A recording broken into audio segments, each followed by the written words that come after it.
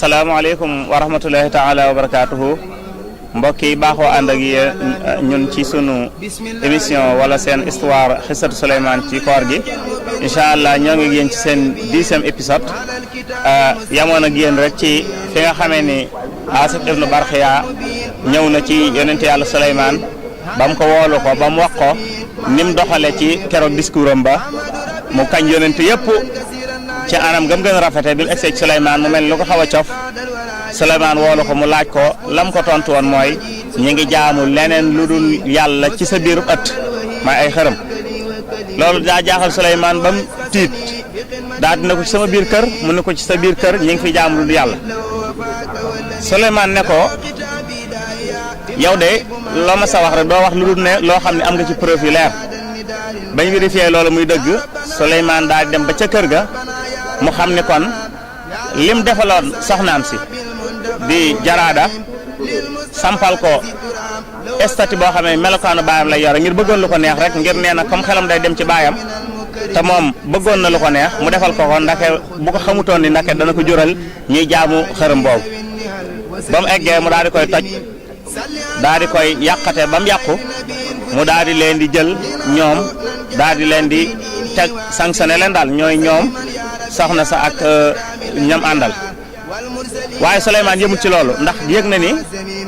loolu diis na ci moom te it bàkkaar la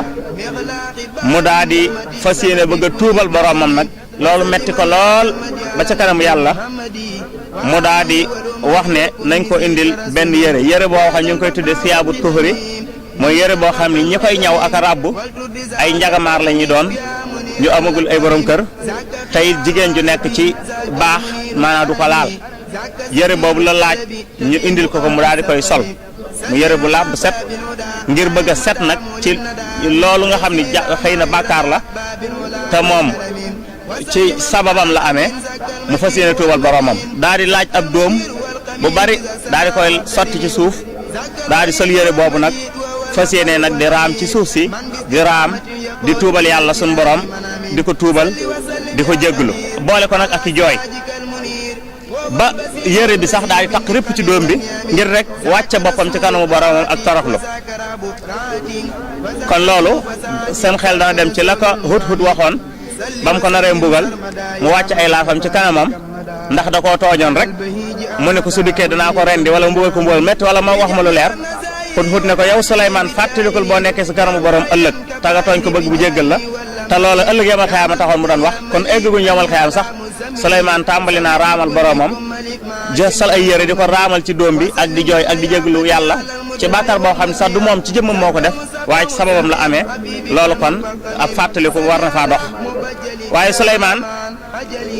yemu ca nag bis bi yëpp la jël